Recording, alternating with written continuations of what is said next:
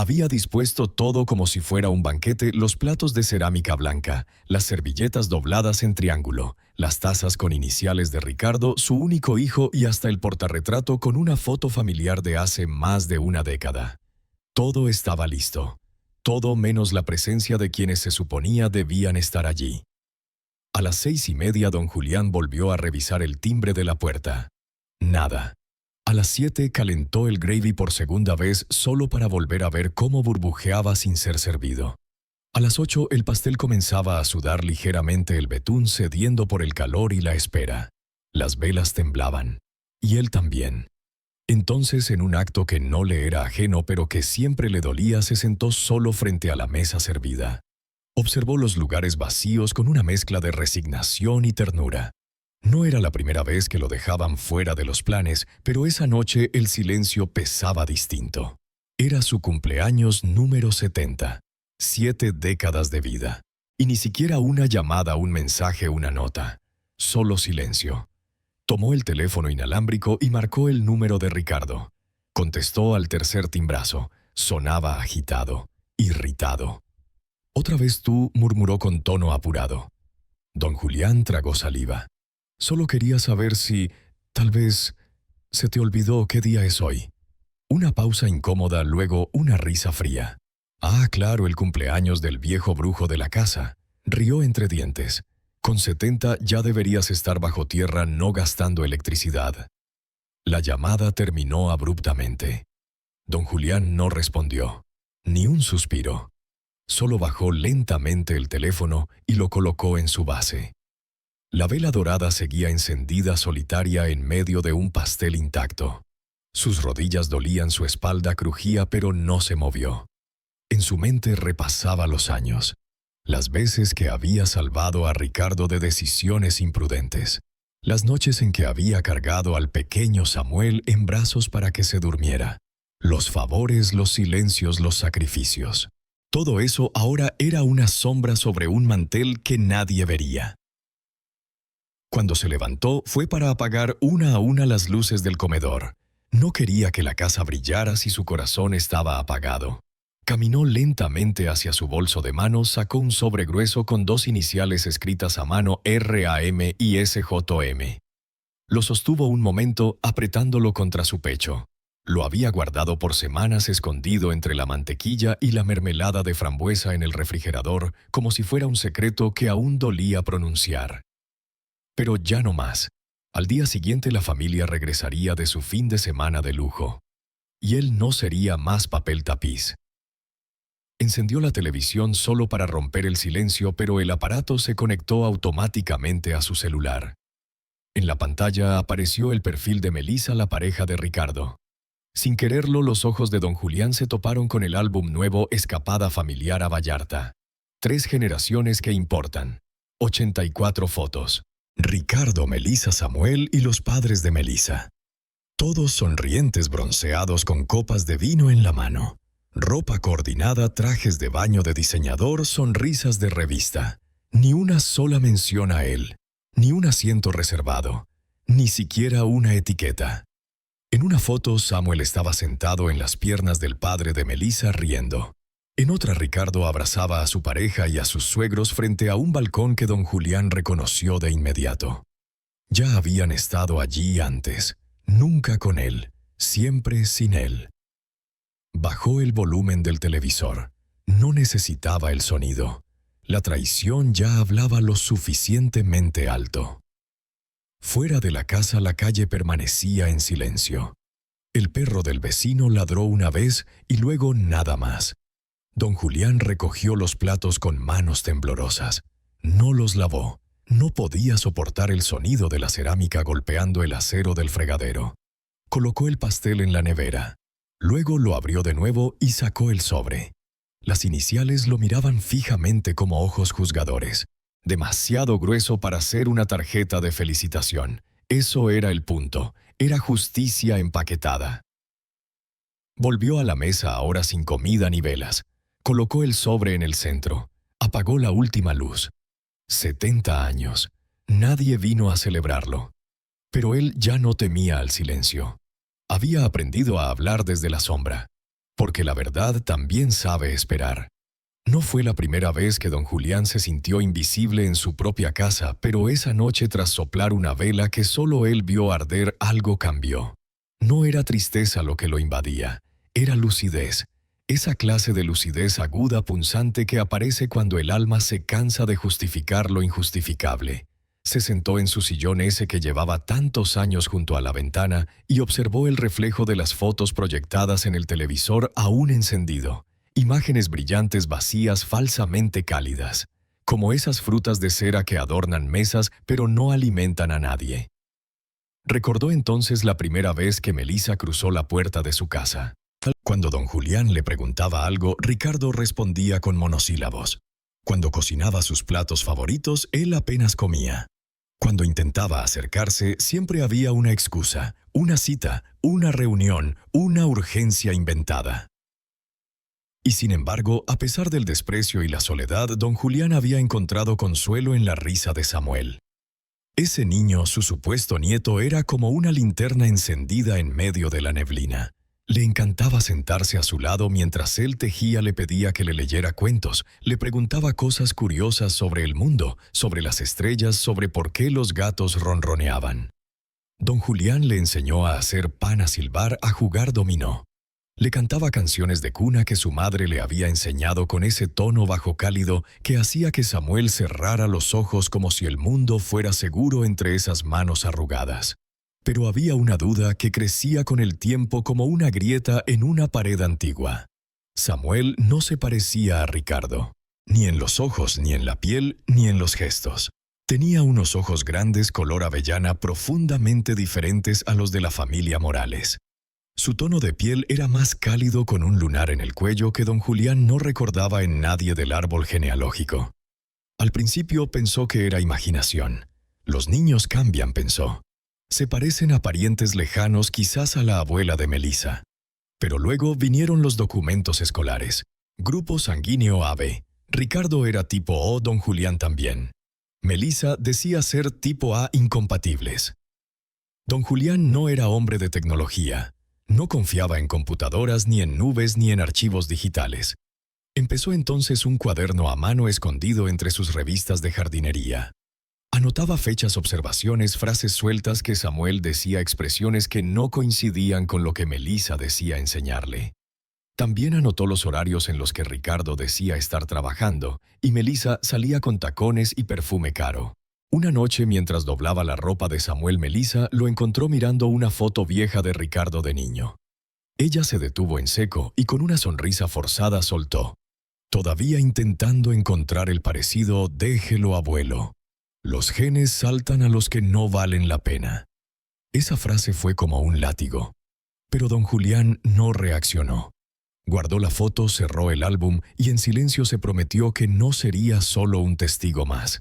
Porque el silencio, lo había aprendido a golpes, no es sinónimo de sumisión. Es almacenamiento. Es una caja fuerte de verdades esperando su momento. Recordó también aquella vez en la que Melissa, tras encontrar 200 pesos en el abrigo de Ricardo que él había dejado en secreto para que tuviera algo extra en su entrevista de trabajo, lo acusó de intentar comprar afecto. «Eres un garrapata con perfume barato», le dijo agitando el billete en su cara. Don Julián no respondió. No lo necesitaba. Sabía que no valía la pena discutir con quien ya había decidido odiarlo. Y sin embargo, seguía allí. Por Samuel. Siempre por Samuel. Hasta que una noche, tras una discusión acalorada entre Ricardo y Melissa, que él escuchó desde su habitación, Samuel se acercó a él y le preguntó: «Abuelo, ¿por qué mamá dice que tú antes eras bueno pero ahora eres viejo y tonto?» Esa frase lo rompió por dentro. No porque viniera del niño, sino porque demostraba cuán profundo llegaban los venenos de Melissa. Fue esa noche cuando abrió su pequeño cajón de los planes callados. Allí guardaba sobres, recibos, viejas fotos, llaves duplicadas. Y allí comenzó su plan, no con gritos, con ciencia. Esa semana, cuando Ricardo le pidió que recogiera a Samuel de la escuela porque Melissa tenía un compromiso importante, don Julián dijo que sí sin dudarlo. Lo fue a buscar temprano con sus rodillas doloridas y una bolsita de manzana cortada en cubos. Volvieron caminando. Samuel hablaba del cuento nuevo que estaban leyendo. Pero cuando entraron a la casa con la llave de repuesto que don Julián aún conservaba, algo no cuadraba. El silencio era demasiado perfecto. Samuel se sentó en el sillón con su libro. Don Julián subió para dejar su mochila en la habitación y fue entonces cuando escuchó los sonidos. Risas suaves, respiración entrecortada, el crujido del colchón. Venían del dormitorio de Ricardo y Melissa. Se quedó paralizado. El corazón golpeaba con fuerza. Pensó que tal vez era un malentendido. Pero luego escuchó una voz masculina, desconocida, y la risa de Melissa. Entonces sin prisa subió un escalón más, y la verdad lo golpeó de frente. Don Julián se quedó quieto en el pasillo. La alfombra mullida bajo sus pies amortiguaba cualquier sonido, pero su respiración era un tambor en el silencio de la casa. Los sonidos venían claros, risas, suspiros, el vaivén rítmico de un colchón que no se molestaba en disimular. No era su imaginación, no era un error. Y entonces escuchó una voz grave ajena íntima. Se incorporó furiosa envolviéndose en una sábana y avanzó hacia él como una fiera acorralada. Ni una palabra siseó clavándole los ojos. «Si hablas, voy a decir que te caíste por viejo y torpe. ¿A quién crees que le van a creer? ¿A mí, una madre joven y trabajadora? ¿O a ti, un anciano resentido, que llora porque nadie fue a su triste cumpleaños?» Le empujó el pecho con fuerza. Don Julián, desequilibrado, tropezó con la pared del pasillo y se golpeó la cadera con el marco de una puerta. El dolor fue punzante seco, pero no soltó un solo quejido. La miró directamente sin pestañear. Sus ojos eran dos grabadoras encendidas memorizando cada gesto, cada palabra, cada cicatriz verbal. Melissa se alejó rápidamente murmurando insultos y desapareció en la habitación dejando tras de sí un rastro de perfume, rabia y desdén. Don Julián bajó las escaleras cojeando, sujetándose del pasamanos con ambas manos. Samuel dormía en el sofá ajeno a todo con un libro abierto sobre el pecho. Luego regresando con una bolsa de plástico donde se alcanzaba a distinguir claramente un preservativo usado y rociando el dormitorio con ambientador como si pudiera borrar la infidelidad con lavanda artificial. No sabía cuánto tiempo se quedó mirando la pantalla. Cuando terminó de ver el video, lo descargó 2 veces, una copia en la tableta, otra en una memoria USB que escondió en la caja de herramientas bajo la escalera. Luego fue a la cocina, sirvió té frío en su taza preferida, la de cerámica verde con el asa rota que su esposa había pegado años atrás, y se sentó frente al calendario colgado en la nevera. Faltaban 2 semanas para el cumpleaños de Ricardo, 1 mes para el de Samuel, y el suyo había pasado como una sombra, sin torta, sin abrazos, sin nombre. Esa noche no durmió. Pensó en todo lo que había guardado en silencio. En las veces que Melissa lo había humillado, en cómo Ricardo se había reído por teléfono, en cómo se había vuelto un espectro que cuidaba niños, pagaba cuentas, cocinaba cenas, y no recibía nada a cambio. Pensó en Teresa, en cómo ella siempre le decía a Julián: «Tú no eres un árbol, puedes moverte si algo te hace daño». Pero él no se había movido, se había quedado plantado, por lealtad, por costumbre, por amor. Al día siguiente esperó a que todos salieran de casa. Ricardo se fue con Samuel al parque. Melissa, según decía, tenía clase de yoga. Don Julián sabía lo que significaba yoga en el idioma de Melissa, otro encuentro, otro perfume. Subió con calma las escaleras, se puso guantes de látex y recogió 2 cabellos del cojín de Samuel. Luego fue al baño y tomó el cepillo de dientes verde de Ricardo, el que Melissa odiaba por parecer barato. Guardó ambos objetos en una bolsita de cierre hermético. Bajó, los colocó en un sobre, y ese mismo lunes tomó un autobús hacia un pequeño pueblo a 2 horas de Oaxaca, donde había investigado sobre un laboratorio de ADN discreto, sin cartel, sin preguntas. Compró un giro postal en efectivo, usó un nombre falso y escribió en letras mayúsculas: «Confidencial. No llamar. Envío postal únicamente». La espera fue larga. 3 semanas de días lentos, de manos ocupadas horneando pan, podando rosas, bordando silencios. Pero la mente era un halcón siempre alerta. Y cuando finalmente llegó el sobre blanco sin logo, sin remitente, don Julián supo que ya nada volvería a ser como antes. El sobre llegó una mañana de jueves sencillo, blanco, sin timbres ni logotipos. Don Julián lo encontró al fondo del buzón, detrás de un catálogo de supermercados y una factura del gas. Lo reconoció enseguida. Era el mismo tipo de sobre que había enviado sellado con cinta liso anodino. Lo sostuvo en las manos como si fuera una bomba de tiempo y lo llevó a la cocina con la misma solemnidad con la que uno carga una urna. El comedor estaba igual que aquella noche. El mismo mantel de lino, el mismo centro de mesa marchito. La vela dorada, aunque ya consumida, aún guardaba el testigo de su llama en la cera endurecida. Don Julián se sentó, encendió la luz del ventanal, respiró hondo y abrió el sobre. La carta no tenía adorno, ni introducción. Solo una frase impresa en tinta negra al final de la página. No se encontró relación biológica entre la muestra A y la muestra B. La leyó 3 veces, luego una cuarta por si acaso. Pero no había error, no había ambigüedad. La frase era clara como el cuchillo que corta sin hacer ruido. Ricardo no era el padre de Samuel. No hubo lágrimas, no hubo sorpresa. Solo una extraña sensación de alivio, como si una puerta que chirriaba desde hacía años finalmente se hubiera cerrado. No era que no doliera, dolía. Pero el dolor ya no era punzante, era sólido. Una roca vieja que ya no pesaba en la espalda, sino que formaba parte del paisaje. Don Julián se levantó, fue hasta su habitación y sacó una caja metálica donde guardaba sus documentos importantes, su acta de nacimiento, el acta de matrimonio con Teresa, una bandera doblada del ejército mexicano que pertenecía a su padre. Colocó una copia del resultado allí con delicadeza. Luego imprimió una segunda copia, la dobló en 4 partes exactas y la guardó en un sobre grueso de color marfil. Lo selló con lacre rojo, un gesto casi ceremonial que no había repetido desde el funeral de Teresa, y escribió con letra firme: «Solo abrir si el olvido se hace costumbre». Guardó el sobre en su bolso. No tenía prisa. Sabía que el momento llegaría. Y llegó. El domingo al mediodía se escuchó el chirrido del portón. Melissa entró primero con gafas de sol grandes y un bronceado reciente que parecía más una armadura que una estética. Detrás venía Ricardo cargando una maleta y una actitud ausente. Samuel fue el último en entrar arrastrando un peluche con la etiqueta del resort aún colgando. «Ah, estás aquí», dijo Melissa al verlo sentado en el comedor. Su tono era una mezcla de condescendencia y fastidio. «Espero que tu fiestecita de 1 no haya sido tan deprimente. Vi un anuncio de encuentros para la tercera edad en el centro cultural. Deberías apuntarte». Don Julián no respondió.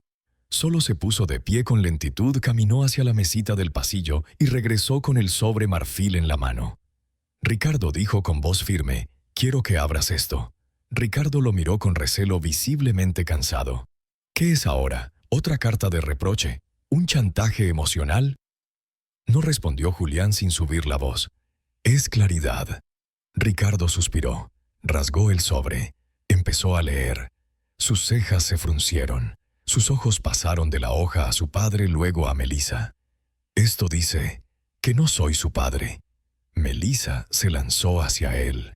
«Tú no tenías derecho», gritó intentando arrancarle el papel. Ricardo lo alejó de su alcance. Sus manos temblaban. Su rostro se descomponía. Melissa gritaba: «Te metiste en lo que no te incumbe. Eres un viejo amargado con demasiado tiempo libre». Don Julián la observó no con rabia, ni siquiera con lástima, sino con la pesada sabiduría de quien ha vivido más de lo que ha dicho. «Tuve todo el derecho», murmuró. «Le cambié los pañales cuando tú no te levantabas. Lo cuidé en las noches de fiebre. Le canté cuando nadie recordaba la segunda estrofa. Lo crié como si fuera mío, y cargué con esta duda solo para no humillar a mi hijo». Ricardo se dejó caer en una silla. El papel le cayó de las manos como una confesión que ya no podía contener. Melissa giró hacia él. «Es mentira. Está manipulando todo. Ese test cualquiera puede falsificarlo». Pero Ricardo no la miró. Solo miró a su padre. «¿Desde cuándo lo sabías?», preguntó con voz rota. Desde hace 3 semanas, respondió Julián. Pero lo sentí desde mucho antes. Por sus ojos, por su risa, por su sangre. No lo puedo creer, murmuró Ricardo. Su rostro parecía haber envejecido 5 años en 5 minutos. Melissa no se rendía. ¿Vas a creerle a él en lugar de a mí? Después de todo lo que te he dado, acabas de admitirlo, dijo Julián sin alterar su tono. Y no solo mentiste, construiste una vida sobre esa mentira, arrastraste a mi hijo contigo, y a Samuel. Lo haces por envidia. Porque nadie celebró tu estúpido cumpleaños, gritó Melissa. Basta, dijo Ricardo de pronto. Su voz era baja pero definitiva. Mentiste durante 7 años, y mientras lo hacías trataste a mi padre como si fuera basura. Melissa se burló. Él es basura. Tú no serías nada si no fuera por mí. No respondió Ricardo ahora con firmeza. Él es mi padre, y dejé que lo trataras como un fantasma, como un mueble, como nada. El silencio cayó como un telón. También tiene un acta de nacimiento falsa, 2 reclamaciones de seguro con paternidad fraudulenta y más de 18,000 pesos en beneficios gubernamentales depositados en una cuenta bajo una razón social inexistente. Vamos a necesitar que lo explique. Melissa se giró hacia Ricardo incrédula. ¿Le crees a él más que a mí? Ricardo no respondió enseguida. Bajó la mirada. Sus labios se movieron apenas. Creo en las pruebas, dijo al fin. Y creo en mi padre. Su voz sonó hueca, gastada, como si llevara años almacenada en una botella. Melissa lo miró horrorizada. Estás destruyendo todo. Te lo di todo. Ricardo respiró hondo. Tú destruiste todo. Yo solo estoy viendo lo que siempre estuvo frente a mí. En ese momento, don Julián abrió la caja metálica que guardaba en su armario. La colocó sobre la mesa del comedor y con movimientos lentos pero precisos fue entregando a los oficiales cada documento, la copia del ADN, la cronología impresa de los últimos 3 años con fechas, gastos, inconsistencias. Luego una USB. Ahí están los videos, explicó. Incluyen la cámara del pasillo y la limpieza posterior al acto. Los oficiales insertaron el dispositivo en su portátil.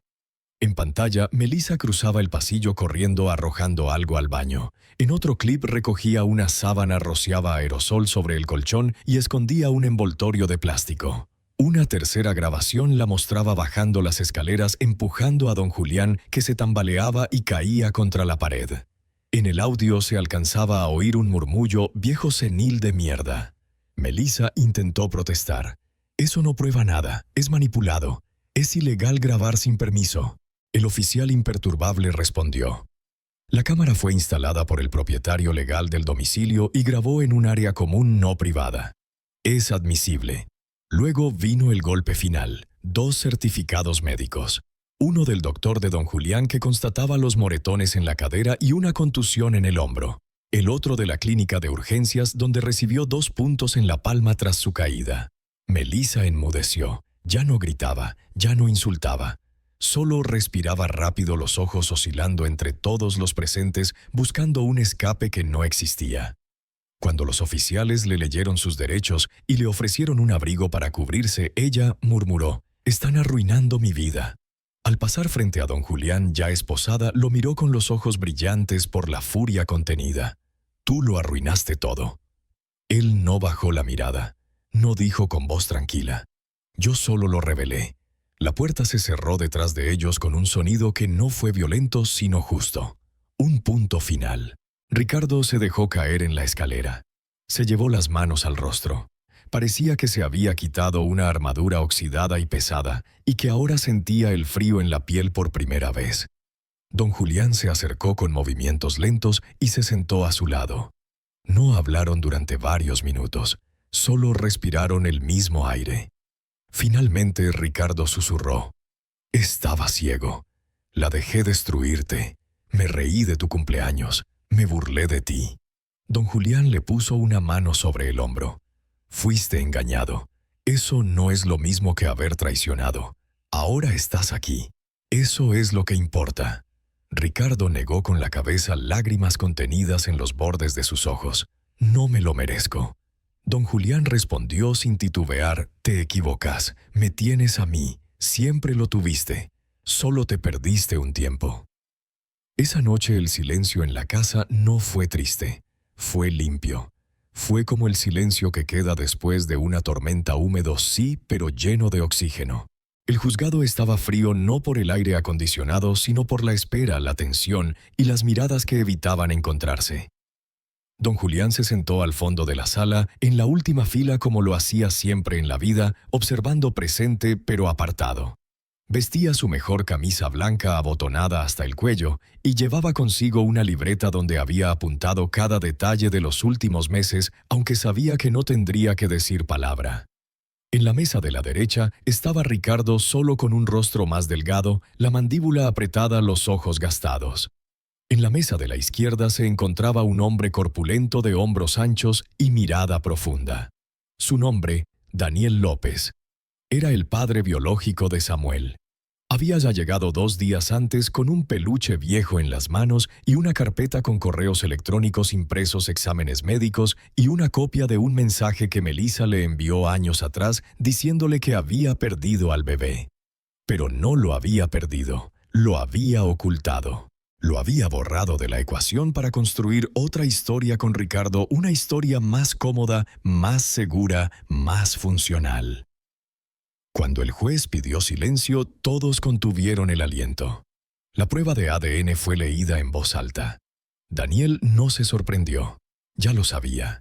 Su expresión era la de quien ha llorado en privado tantas veces que ya solo le queda la dignidad. Ricardo, en cambio, desvió la mirada. No podía mirarlo.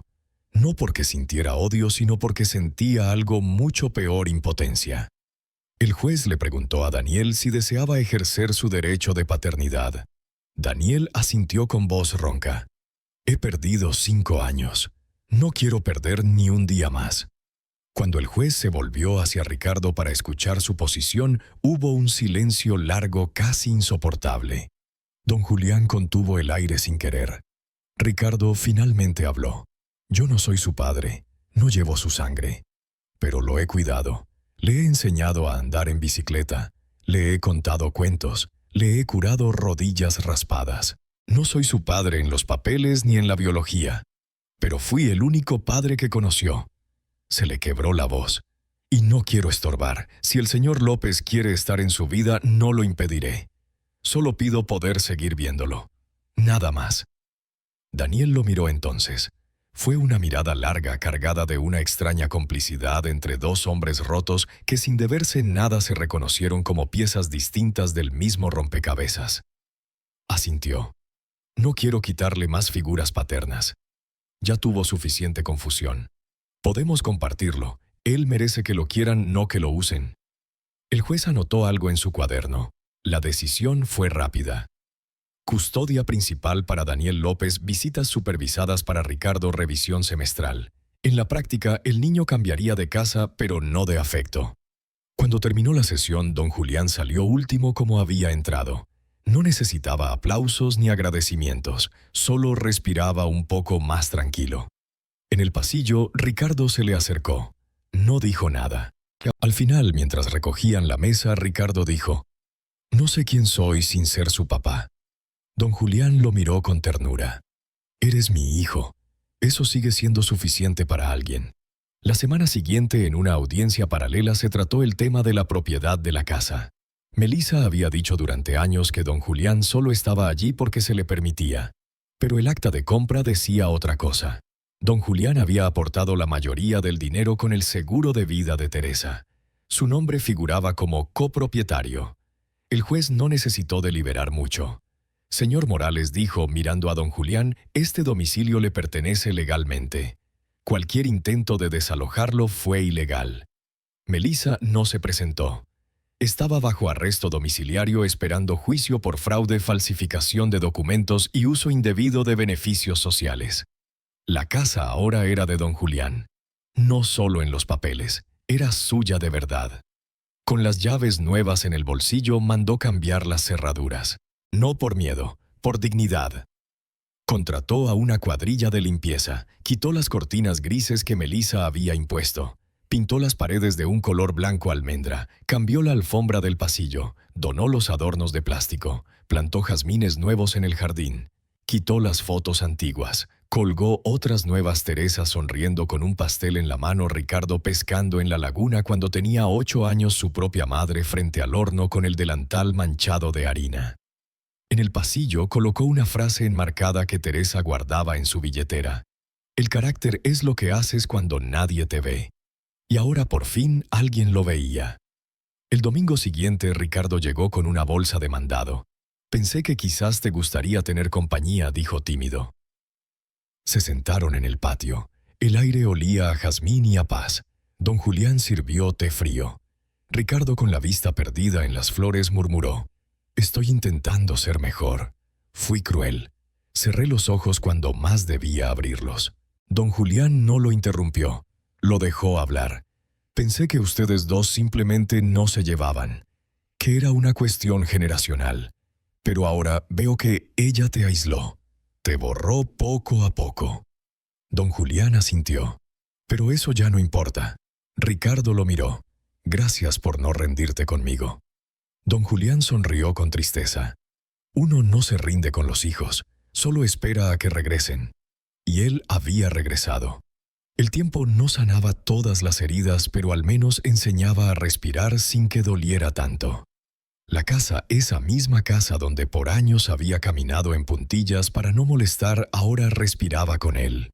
Había silencio, sí, pero era un silencio distinto, no de ausencia, sino de descanso. Los muebles se habían reubicado, la alfombra ya no era la áspera que Melissa había impuesto, y las paredes, ahora de un tono almendra suave, reflejaban una calidez nueva. Don Julián se despertaba temprano como siempre, pero ya no para evitar el juicio de nadie, sino porque así había sido toda su vida. Café negro, lectura del periódico y riego del jardín con una manguera vieja que aún funcionaba. A veces ponía música instrumental bajita, otras veces simplemente dejaba que los pájaros hicieran su concierto matinal. Ricardo seguía visitándolo los domingos. Al principio venía con timidez cargando bolsas de frutas, un pan de la panadería local o un six de cervezas ligeras que a don Julián no le gustaban, pero aceptaba con una sonrisa. No hablaban del pasado. Se hablaban como quien riega una planta, lento, constante, sin presionar. Algunas tardes se sentaban en el patio trasero y Ricardo leía en voz baja mientras don Julián tejía una bufanda o arreglaba una maceta. El mundo se había reducido, pero dentro de esa pequeña rutina había algo parecido a la paz. Luego llegó una sorpresa. Ricardo había empezado a salir con alguien. En la cena sencilla, pero hecha con esmero, pollo al horno, puré de camote y un pastel de limón. Leila se sentó al lado de don Julián. «¿Puedo estar aquí?» «¿Abuelo?», preguntó sin forzarlo, sin que nadie se lo dictara. Solo lo dijo: «Abuelo». Esa palabra. Don Julián sintió que algo dentro se quebraba y se reconstruía al mismo tiempo. Asintió, incapaz de responder. Y ella empezó a hablarle de su escuela, de una muñeca que se llamaba Lucía y de cómo un niño le había regalado un dibujo que no entendía. Elena y Ricardo se miraron desde el otro lado de la mesa. Era esa clase de mirada silenciosa que dos personas se dan cuando algo encaja sin que nadie lo fuerce.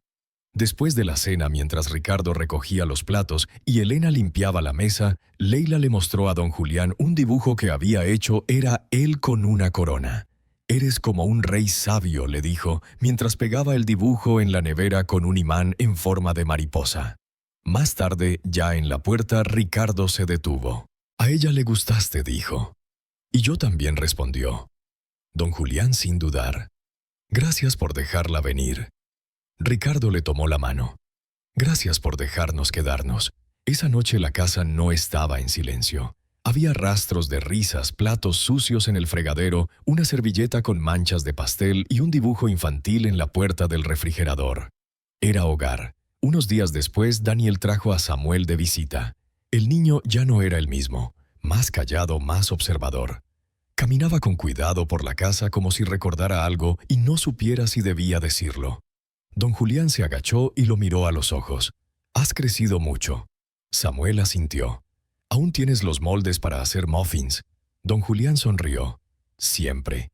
Y en ese instante, como si una cuerda invisible se tendiera entre ambos, se supieron aún conectados. No por sangre, pero sí por memoria. Cuando se fueron, Samuel saludó desde la puerta con una mano. Fue un gesto pequeño, casi tímido, pero bastó. Esa noche don Julián salió al jardín descalzo sintiendo el pasto fresco bajo los pies. La luna brillaba. El cielo estaba despejado. Por primera vez en mucho tiempo no sintió miedo. No al olvido, no al futuro. La casa detrás suyo ya no era un sitio de paso, ni una prisión elegante. Era su lugar, su centro, su paz. Un año después, la casa no se parecía en nada a lo que había sido. No por los muebles, ni por el color de las paredes, sino porque el aire dentro ya no contenía miedo ni resentimiento, ni ese eco incómodo de pasos que no querían sonar. La casa ahora olía a vida, a café reciente, a pan horneado, a tierra húmeda del jardín, a cáscaras de limón secándose sobre el fregadero. El 8 de junio amaneció soleado. Don Julián lo sabía sin mirar el calendario. Lo sabía por la forma en que los pájaros cantaban un poco más alto, por cómo la luz entraba filtrada entre las cortinas y dibujaba líneas doradas sobre la mesa del comedor. Era su cumpleaños, el número 71. No había mantel de lino ni copas de cristal, pero había platos suficientes cubiertos limpios, servilletas dobladas con esmero y una fuente humeante de estofado que olía a hogar, y en el centro el pastel, no uno comprado. Elena lo había hecho siguiendo la receta que don Julián le había dado semanas atrás. Bizcocho de limón glaseado de crema batida decorado con cáscaras caramelizadas. Quería que supiera como a tus recuerdos, le dijo. Él la miró con ojos brillantes, y supo mejor respondió. Leila emocionada se acercó con las velas. ¿Puedo encenderlas, abuelo? Don Julián asintió. Ella colocó 7 velitas pequeñas y una alta dorada en el centro. La misma que había encendido él solo un año atrás. Pero esta vez la habitación no estaba en penumbra. Esta vez estaba llena de voces, de risas, del sonido de platos pasando de mano en mano, del tintineo de cubiertos, del murmullo suave de quienes comen y se sienten en casa. Cuando la última vela se encendió, Leila comenzó a cantar. No lo hizo con voz perfecta, pero sí con el alma. «Feliz cumpleaños a ti, feliz cumpleaños, querido abuelo». Todos se unieron. Incluso Samuel, aunque lo hizo bajito, mirando a don Julián con esa mezcla de respeto y ternura que solo los niños saben expresar. Don Julián cerró los ojos, pidió un deseo que ya no necesitaba pedir y sopló. Las llamas se extinguieron y un coro de aplausos llenó la sala. Leila lo abrazó fuerte por la cintura. «¿Pediste un deseo?», preguntó. «No», dijo él acariciándole el cabello. «Ya tengo todo lo que deseaba». Después del pastel vino el regalo. Elena le entregó un álbum de cuero marrón hecho a mano con esquinas doradas. Dentro había fotos nuevas. Samuel pateando un balón, Ricardo arreglando la cerca del jardín, Leila con las manos cubiertas de pintura, él mismo podando las rosas sentado con un libro sirviendo café. Y en la última página una frase escrita con letra cuidada. «Esta familia te ve. Siempre».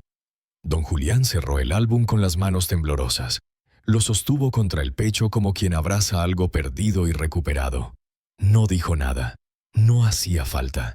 Más tarde, cuando la casa volvió a quedar en calma, se sentó en su sillón con una manta ligera sobre las piernas. Leila dormía a su lado, la cabeza apoyada en su brazo. Elena lavaba los últimos platos. Ricardo discutía con Samuel qué película ver. Don Julián tomó su taza de té, la misma que usaba Teresa, y bebió un sorbo. Ya no le sabía amargo. Le sabía a hogar. Afuera la luna estaba llena. Adentro la casa vibraba con una paz que no era ruido ni ausencia, sino algo más profundo. Algo parecido a la certeza. Certeza de que había valido la pena resistir. De que el amor, si se cuida en silencio, florece aunque lo entierren. De que no estaba loco por amar aunque lo llamaran invisible. De que siempre fue abuelo, solo que al fin alguien lo había dicho en voz alta.